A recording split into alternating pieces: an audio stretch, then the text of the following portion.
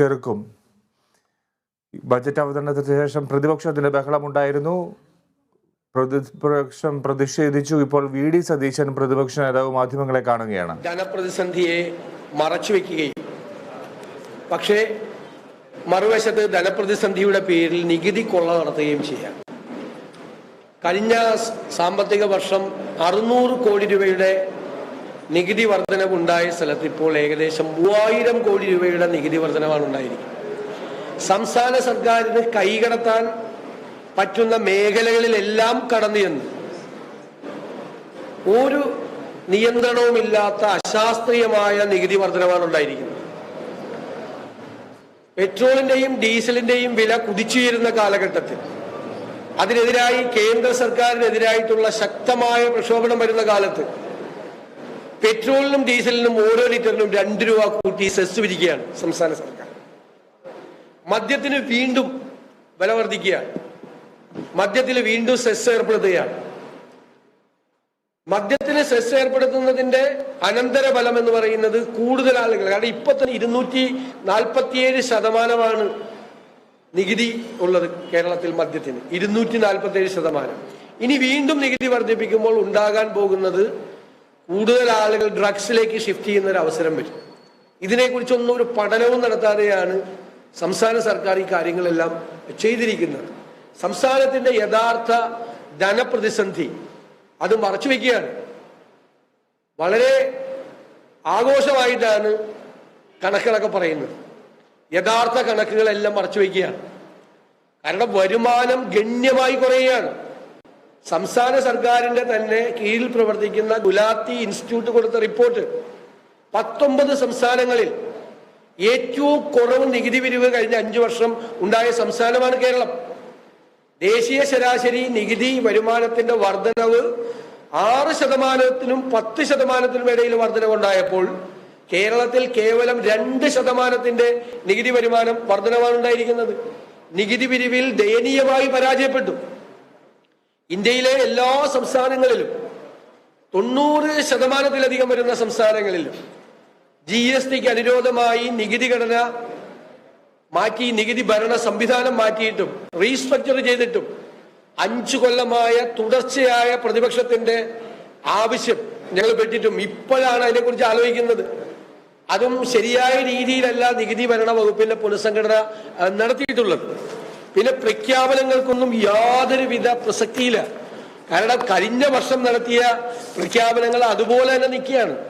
1 രൂപ പോലും ചെലവാക്കാത്ത പ്രഖ്യാപനങ്ങൾ കഴിഞ്ഞ വർഷം പ്രഖ്യാപിച്ചിട്ട് അത് വീണ്ടും ഈ വർഷം ആവർത്തിച്ചിരിക്കുകയാണ്. ഇപ്പോ ഏറ്റവും രസകരമായി പറയുന്ന കാര്യം, LDFന്റെ മാനിഫെസ്റ്റോയിൽ പറയുന്ന പ്രത്യേക വികസന പാക്കേജുകളുണ്ട്.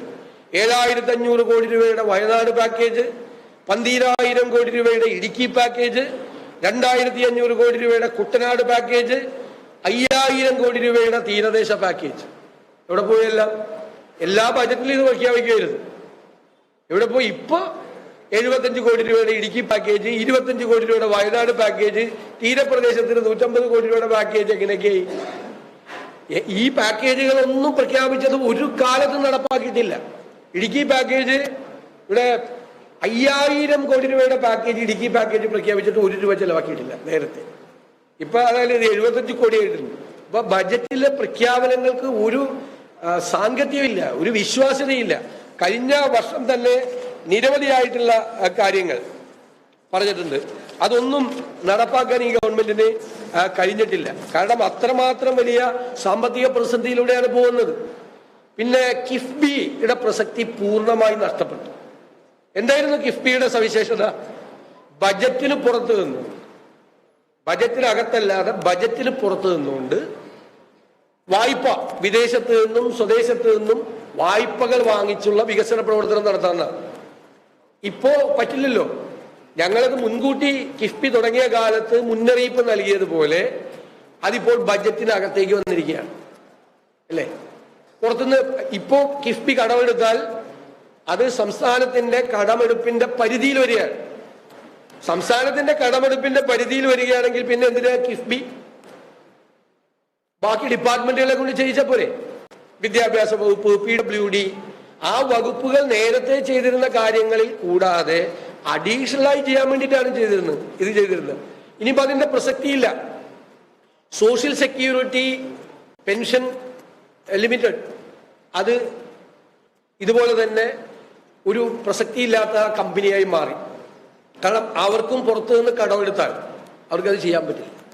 ഇവിടെ പെൻഷൻ, ഈ സാമൂഹ്യ സുരക്ഷാ പെൻഷൻ വർദ്ധിപ്പിക്കാതെയാണ് സാമൂഹ്യ സുരക്ഷാ പെൻഷന് വേണ്ടിയിട്ട് 1200 കോടി രൂപയുടെ നികുതി അടിച്ചേൽപ്പിക്കുന്നത്. പെൻഷൻ വർദ്ധിപ്പിച്ചിട്ടില്ല. പെൻഷൻ 1600 കോടി രൂപയായി തുടരുകയാണ്. 1 രൂപ പോലും പെൻഷൻ വർദ്ധിപ്പിച്ചിട്ടില്ല, സാമൂഹ്യ സുരക്ഷാ പെൻഷൻ. പക്ഷേ സാമൂഹ്യ സുരക്ഷാ പെൻഷന്റെ പേരിൽ നികുതി കൊള്ള നടക്കുകയാണ്. രൂക്ഷമായ വിലക്കയറ്റം സംസ്ഥാനത്ത് നിലനിൽക്കുമ്പോൾ ഈ വിലക്കയറ്റം നിയന്ത്രിക്കാൻ കഴിഞ്ഞ പ്രാവശ്യം വെച്ചതിനേക്കാൾ കൂടുതൽ പൈസ വെച്ചിട്ടുണ്ടോ? അത് വെക്കാൻ പറ്റിയിട്ടില്ല. കഴിഞ്ഞ പ്രാവശ്യത്തെ തുക, അതുപോലെ തന്നെ 9 ലക്ഷം പേരാണ് ലൈഫ് മിഷന്റെ ലിസ്റ്റിൽ കിടക്കുന്നത്, വീട് ചോദിച്ചുകൊണ്ട് കിടക്കുന്നത്. കഴിഞ്ഞ പ്രാവശ്യം വെച്ചത് 1871 കോടിയായിരുന്നു. ഈ പ്രാവശ്യം ലൈഫ് മിഷൻ വെച്ചത് 1436 കോടിയാണ്. റബ്ബർ സബ്സിഡിക്ക് 600 കോടി അനുവദിച്ചിരുന്നു. കഴിഞ്ഞ പ്രാവശ്യം 500 കോടി ഉണ്ടായിരുന്നു. അപ്പൊ പറഞ്ഞത് എത്ര? 250 രൂപയായി റബ്ബറിന്റെ മിനിമം സപ്പോർട്ട് പ്രൈസ് വർദ്ധിപ്പിക്കുമെന്നാണ്. വർദ്ധിപ്പിച്ചിട്ടില്ല. റബ്ബർ കർഷകർ ഏറ്റവും വലിയ ദുരിതം അനുഭവിക്കുമ്പോഴും അവർക്കുള്ള ഒരു സഹായവുമില്ല. വന്യജീവി ആക്രമണം തടയാനും നഷ്ടപരിഹാരം നടത്താനും ഒന്നും കാര്യമായിട്ടുള്ള തുക വെച്ചിട്ടില്ല. വിലക്കയറ്റം നേരിടാനുള്ള തുകയും കഴിഞ്ഞ പ്രാവശ്യത്തെ വച്ചിരിക്കുന്ന അതേ തുകയാണ് വെച്ചിരിക്കുന്നത്. വിലക്കയറ്റം നിയന്ത്രിക്കാൻ ഗവൺമെന്റിന് കഴിഞ്ഞിട്ടില്ല. അതുപോലെ തന്നെയുള്ള നിരവധി കാര്യങ്ങൾ പരിശോധിച്ചാൽ പ്രഖ്യാപനങ്ങൾ മാത്രമാണ്. ഇപ്പോ work from home, graphene, digital science park, bio science park, ring road പദ്ധതി, കണ്ണൂർ കൊല്ലം IT പാർക്ക്, ജലപാത, ഇതൊക്കെ കഴിഞ്ഞ പ്രാവശ്യം ഉണ്ടായിരുന്നതാണ്. എവിടെ വരെയായി ഇതെല്ലാം? ഏത് ഘട്ടത്തിലായി ഇതെല്ലാം? ഒരു മുന്നേറാൻ പറ്റുന്നില്ല. അതായത് യഥാർത്ഥത്തിൽ സംസ്ഥാന സർക്കാരിന്റെ സാമ്പത്തിക പ്രതിസന്ധി എന്ന് പറയുന്നത് വളരെ രൂക്ഷമാണ്. അത്രയും രൂക്ഷമാണ്. ഗവൺമെന്റ് എപ്പോഴും പറയുന്നത് എന്താ? കടം വർദ്ധിച്ചുകൊണ്ട് കുഴപ്പമില്ല. 4 ലക്ഷം കോടി രൂപയിലേക്ക് ആവുകയാണ് കടം. സംസ്ഥാനത്തിന്റെ പൊതുകടം 4 ലക്ഷം. അതായത് കിഫ്ബിയുടെയും സോഷ്യൽ സെക്യൂരിറ്റി കമ്പനിയുടെയും കടം കൂടി കൂട്ടി കഴിയുമ്പോഴേക്കും 4 ലക്ഷം കോടിയാവുക. സാധാരണ മറുപടി പറയാറുള്ളത് സമ്പദ് വ്യവസ്ഥയുടെ സൈസ്, ഇക്കോണമിയുടെ സൈസ് വലുതായി, അപ്പൊ കടവും വലുതാകാണ്. ശരിയാണോ? GSDPയുടെ എത്ര പെർസെന്റേജിന്റെ കടം? 39.1% കടമാണ്. 30% താഴെയാണ് മറ്റ് സംസ്ഥാനങ്ങളിലെ കടം. 30% താഴെ. GSDP ഡെറ്റ് റേഷ്യോ അതിലെ നോക്കേണ്ടത്. മൊത്തം എക്കോണമിയുടെ 39.1% പൊതുകടമാണ്. റിസർവ് ബാങ്ക് പറഞ്ഞിട്ടുണ്ടായിരുന്നു, മുന്നറിയിപ്പ് കൊടുത്തിട്ടുണ്ടായിരുന്നു, കേരളം 2026-27 ആവുമ്പോഴേക്കും 38.2% കേരളത്തിന്റെ GSDP ഡെറ്റ് റേഷ്യോ മാറുമെന്ന്. 2026-27 അവരുടെ കണക്ക്. റിസർവ് ബാങ്കിനെ പോലും ഞെട്ടിച്ചുകൊണ്ട് 2022-23 ആയപ്പോൾ തന്നെ 39.1% വർദ്ധിച്ചു. അപ്പൊ എക്കോണമിയുടെ, സമ്പദ് വ്യവസ്ഥയുടെ സൈസ് വർദ്ധിക്കുന്നത് അനുസരിച്ച് അനുപാതത്തിലല്ല കടം വർദ്ധിക്കുന്നത്. കേരളത്തിലെ ആളോഹരി കടവും ഭീകരമായി വർദ്ധിച്ചിരിക്കുകയാണ്. ഇത്രമാത്രം ധനകാര്യ മിസ്മാനേജ്മെന്റ് കേരളത്തിൽ ഒരു കാലത്തും നടന്നിട്ടില്ല. വരുമാനം കുറയുന്നു. നികുതി ഭരണ സംവിധാനം ദയനീയമായി പരാജയപ്പെട്ടു. നികുതി കുടിശ്ശിക പിരിക്കാൻ കഴിയുന്നില്ല. നികുതി കുടിശ്ശിക പിരിക്കാൻ കൊണ്ടുവന്ന ആംനസ്റ്റി സ്കീമുകളെല്ലാം ദയനീയമായ പരാജയമായി. 10,000 കോടി രൂപ നികുതി പിരിക്കാൻ കിടക്കുകയാണ്. എന്നിട്ടോ ചെലവിന് വല്ല നിയന്ത്രണമുണ്ടോ? ചെലവിന് നിയന്ത്രിക്കാൻ കഴിയുന്നില്ല. എന്നിട്ട് നിയമസഭയിലെ പ്രഖ്യാപനം സാമൂഹ്യക്ഷേമ പരിപാടികൾ നടപ്പാക്കി ബദൽ നയമാണെന്നാണ്. ഗുലാത്തി ഇൻസ്റ്റിറ്റ്യൂട്ടിന്റെ പഠനം എന്താണെന്നറിയാം? കേരളം കഴിഞ്ഞ 5 വർഷക്കാലമായി സാമൂഹ്യ സുരക്ഷാ പദ്ധതികൾക്കും ക്ഷേമ പ്രവർത്തനങ്ങൾക്കും വേണ്ടി 19 സംസ്ഥാനങ്ങളിൽ ഏറ്റവും കുറവ് പണം നീക്കിവെച്ച സംസ്ഥാനം എന്നാണ്. 17ാമത്തെ സ്ഥാനമാണ്. 17ാമത്തെ സ്ഥാനം 19 സംസ്ഥാനങ്ങളിൽ. അപ്പൊ ഇതൊക്കെ പഴയ കേരള മോഡൽ വായ്ത്താരി പോലെയുള്ള വായ്ത്താരികളാണ്. യാഥാർത്ഥ്യവുമായി പുലബന്ധം പോലുമില്ലാത്ത പ്രഖ്യാപനങ്ങളാണ്. എന്നിട്ട് ഇതെല്ലാം മറച്ചു വെക്കാൻ വേണ്ടിയിട്ടുള്ള R&D റിസർച്ച് ആൻഡ് ഡെവലപ്മെന്റ് നടത്തും, മെയ്ക്ക് ഇൻ കേരള പദ്ധതി കൊണ്ടുവരും. പിന്നെ ചാർട്ടേഡ് ഫ്ലൈറ്റ്. ഗൾഫ് എന്ത് യാഥാർത്ഥ്യബോധത്തോടു കൂടിയാണ് വിമാന നിരക്ക് കുറയ്ക്കാൻ സംസ്ഥാനം ഇടപെടണം, കേന്ദ്രം ഇടപെടണം. ഞങ്ങൾ ആ അഭിപ്രായത്തിൽ നിൽക്കുകയാണ്. വിമാന നിരക്ക്, ഗൾഫ് വിമാന നിരക്ക് കൊള്ളയാണ് നടക്കുന്നത്. അതിന് ഓൾട്ടർനേറ്റീവ് പദ്ധതിയാണ് ചാർട്ടേഡ് ഫ്ലൈറ്റ് കൊണ്ടുവന്നിട്ട് നിരക്ക് കുറയ്ക്കാൻ പോകുന്നത്. മിഥ്യ പ്രോജക്റ്റാണ്, ഒരു യാഥാർത്ഥ്യബോധം ഇല്ലാത്ത പ്രോജക്റ്റാണ് ചാർട്ടേഡ് ഫ്ലൈറ്റിന്റെ കാര്യം പറഞ്ഞിരിക്കുന്നത്. അതുപോലെ തീരപ്രദേശത്തെ ജനങ്ങളോടുള്ള പൂർണ്ണമായ അവഗണന. അട്ടപ്പാടിയെ പോലെ ആദിവാസികൾ തിങ്ങിപ്പാർക്കുന്ന പ്രദേശത്തെ അവഗണിച്ചിരിക്കുന്നു. കർഷകരോടുള്ള ക്രൂരമായ അവഗണനയാണ്. ഇതെല്ലാം പാർശ്വവൽക്കരിക്കപ്പെട്ട ജനപദങ്ങളുടെ വിഷയങ്ങൾ പരിഗണിക്കാതെയുള്ള ബജറ്റാണിത്. അതുപോലെ കേരളത്തിൽ രൂക്ഷമായി കൊണ്ടിരിക്കുന്ന തൊഴിലില്ലായ്മ, വിദ്യാഭ്യാസ രംഗത്തെ അനാസ, കേരളത്തിൽ നിന്ന് ഉണ്ടായിക്കൊണ്ടിരിക്കുന്ന ബ്രെയിൻ ഡ്രെയിൻ, അതിനെക്കുറിച്ച് വാചകങ്ങളുണ്ട്.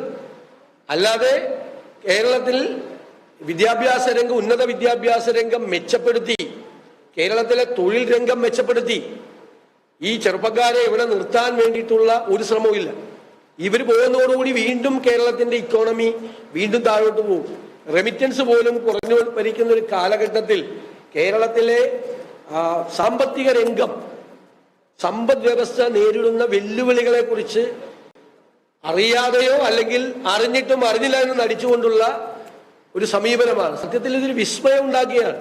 ഒരു ഗവൺമെന്റ്, ആ ഗവൺമെന്റ് നേരിടുന്ന ഏറ്റവും വലിയ പ്രതിസന്ധിയെ കുറിച്ച് അജ്ഞരാണോ എന്ന് ആർക്ക് സംശയം തോന്നിയാലും അവരെ കുറ്റപ്പെടുത്താൻ കഴിയാത്ത തരത്തിലേക്കാണ് ഈ ബജറ്റിന്റെ വീക്ഷണം. നമുക്ക് ബജറ്റ് 2-2.25 മണിക്കൂർ പ്രസംഗിച്ചുകൊണ്ട് കാര്യമുണ്ടോ?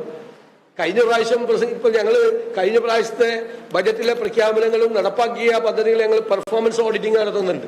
ഇപ്പൊ ബജറ്റ് ചർച്ചകളിൽ ഞങ്ങൾ ആ കാര്യം വരും. അപ്പൊ മനസ്സിലാവും ഈ പ്രഖ്യാപനങ്ങളുടെ ആത്മാർത്ഥതയില്ലായ്മയും പ്രഖ്യാപനങ്ങളുടെ കാപട്യവും. അപ്പൊ പ്ലാൻ സൈസ് അനുസരിച്ച് പ്ലാനിലെ തുക ഇങ്ങനെ കൂട്ടിക്കൊടുക്കും ഓരോ സ്ഥലത്തും. പക്ഷെ പ്ലാൻ നടപ്പാക്കുന്നുണ്ടോ? പ്ലാനിന്റെ ഇംപ്ലിമെന്റേഷൻ എങ്ങനെയാണ്? ഇതുവരെ 49% പ്ലാനിന്റെ എക്സ്പെൻഡിച്ചർ എന്ന് പറയുന്നത്. ക്യാപിറ്റൽ എക്സ്പെൻഡിച്ചർ കുറഞ്ഞു. മൂലധന ചെലവ് സംസ്ഥാനത്തിന് ഒരു ക്വാളിറ്റി എക്സ്പെൻഡിച്ചർ എന്ന് പറയുന്നത് ക്യാപിറ്റൽ എക്സ്പെൻഡിച്ചറാണ്. ഇനിയും വലിയ കമ്മിയാണ് പ്രതീക്ഷിക്കുന്നത്. അടുത്ത വർഷത്തേക്കുള്ള പ്രതീക്ഷ എന്നൊക്കെ പറയുന്നത് വലിയ തോതിലാണ്. ഈ കിഫ്ബിക്ക് വേണ്ടിയിട്ടാണ് മോട്ടോർ വാഹനങ്ങൾ ഉപയോഗിക്കുന്നവരെ കൊള്ളയടിക്കുന്ന നികുതി അടിച്ചേൽപ്പിച്ചിരിക്കുന്നത്. മോട്ടോർ വെഹിക്കിൾ ഇനത്തിൽ വരുന്ന നികുതിയാണ് കിഫ്ബിയിലേക്ക് ഫോർവേഡ് ചെയ്യുന്നത്. അപ്പൊ കിഫ്ബിക്ക് പണം ഉണ്ടാക്കാൻ വേണ്ടിയിട്ടാണ് വാഹനങ്ങൾ ഓടിക്കുന്ന ബൈക്കുകാരെ പോലും വെറുതെ വിട്ടിട്ടില്ല. എല്ലാതരം വാഹനങ്ങളെയും ഉപയോഗിക്കുന്ന എല്ലാവരെയും, കാരണം സംസ്ഥാന സർക്കാരിന് കൈവയ്ക്കാൻ പറ്റാവുന്ന ഒരു സ്ഥലമാണ് മോട്ടോർ വെഹിക്കിൾ. അവിടെ എല്ലാ ബൈക്കുകാരെ വരെ കൊള്ളയടിക്കുന്ന തരത്തിലുള്ള നികുതി ഏർപ്പാടാണ്. അത് കിഫ്ബിക്ക് പണം ഉണ്ടാക്കാൻ. പിന്നെ സാമൂഹ്യ സുരക്ഷാ പെൻഷൻ കൊടുക്കാൻ എന്നുള്ള പേരിൽ മദ്യത്തിനും അതുപോലെ തന്നെ പെട്രോളിനും ഡീസലിനും കൂടി ചാർജ് വർദ്ധിപ്പിച്ചിരിക്കുകയാണ്. വൈദ്യുതി ചാർജ് വർദ്ധിപ്പിച്ചു. വാണിജ്യ ഉപഭോക്താക്കൾക്കാണ് അതിന്റെ ഇമ്പാക്ട് എന്താ? കേരളം അങ്ങനെ ഒരു വാണിജ്യ സൗഹൃദ അല്ലെങ്കിൽ വ്യാപാര സൗഹൃദ സംസ്ഥാനമാണ് എന്ന് നമ്മൾ പറഞ്ഞുകൊണ്ടിരിക്കുന്നതിന്റെ ഇടയിലാണ് വൈദ്യുതി ബോർഡ് ലാഭത്തിലാണെന്നാണ് മന്ത്രി പറയുന്നത്. പിന്നെ എന്തിനാണ് വൈദ്യുതി ചാർജ് കൂട്ടുന്നത്? അപ്പൊ സംസ്ഥാന സർക്കാരിലേക്കാണ് ഇനി ഈ പൈസ റെമിറ്റ് ചെയ്യുന്നത്, ഇലക്ട്രിസിറ്റിയുടെ ചാർജ് അടയ്ക്കുന്നത് ഒക്ടോബർ മുതൽ. അപ്പൊ സംസ്ഥാന സർക്കാരിന്റെ കയ്യിലേക്ക് ബോർഡ് കിട്ടിക്കഴിഞ്ഞ ഉടനെ തന്നെ അപ്പൊ ഗാർഹിക ഉപഭോക്താക്കൾക്ക് അടുത്ത് ഇരട്ടടി പ്രതീക്ഷിക്കാം. മറ്റത് കൂട്ടിയിട്ട് 1 വർഷം ആയിട്ടില്ല. വൈദ്യുതിക്കര കൂട്ടി, വെള്ളക്കര കൂട്ടാനുള്ള തീരുമാനം എടുക്കുന്നു. പിന്നെ ഫെയർ വാല്യൂ 20% വർധനവാണ് ഫെയർ വാല്യൂൽ ഉണ്ടായിരിക്കുന്നത്. പല സ്ഥലത്തും അശാസ്ത്രീയമായിട്ടാണ് ഫെയർ വാല്യൂ നിശ്ചയിച്ചിരിക്കുന്നത് എന്നുള്ള പരാതി വരെയാണ്. ആ അശാസ്ത്രീയമായ ഫെയർ വാല്യൂ നിശ്ചയിച്ചതിനെ കറക്റ്റ് ചെയ്യാതെ ഭയങ്കര പരാതികളാണ്. ചില സ്ഥലത്ത് കുറഞ്ഞു, ചില സ്ഥലത്ത് കൂടി എന്നുള്ള പരാതിയാണ്. ആ പരാതി അഡ്രസ് ചെയ്യാതെ, അത് കറക്റ്റ് ചെയ്യാതെയാണ് ഒറ്റയടിക്ക് 20% ഫെയർ വാല്യൂ കൂട്ടിയിരിക്കുന്നത്. അപ്പൊ ഇതൊന്നും ഒരു ശാസ്ത്രീയമായോ നീതിയുക്തമായോ രീതിയിലുള്ള ഒരു നികുതി ഏർപ്പെടുത്തലല്ല നടത്തിയിരിക്കുന്നത്. ശരിക്ക് വാറ്റും അതിനു മുമ്പ് KGST ഒക്കെ ഇരുന്ന കാലത്ത് പോലും ഒരു സർക്കാരും ചെയ്യാൻ മടിക്കാത്ത തരത്തിൽ ചില പ്രത്യേക മേഖലകളെ കേന്ദ്രീകരിച്ച് ഇത് ഈ പെട്രോളിനും ഡീസലിനും ഇവിടെ വീണ്ടും വില കൂട്ടുമ്പോൾ അതും മാർക്കറ്റിനെ ബാധിക്കും. വിലക്കയറ്റം, രൂക്ഷമായ വിലക്കയറ്റത്തിന് വരും. പതിനായിരക്കണക്കിന് ജപ്തി നോട്ടീസുകൾ പ്രവഹിക്കുന്ന കാർഷിക ഉൽപ്പന്നങ്ങൾക്ക് വിലയിടിവുള്ള തീരപ്രദേശത്ത് മത്സ്യലഭ്യത കുറയുന്ന ഒരു കാലത്താണ് ഇതെല്ലാം സർക്കാർ ചെയ്തുകൊണ്ടിരിക്കുന്നത്. അപ്പോൾ യാഥാർത്ഥ്യ ബോധത്തിൽ നിന്ന് അകന്നുകൊണ്ടുള്ള നിലപാടാണ് ഈ ബജറ്റ്. ഒരു തരത്തിലും ഇതിലെ നിർദ്ദേശങ്ങളെ നമുക്ക് അംഗീകരിക്കാൻ കഴിയില്ല.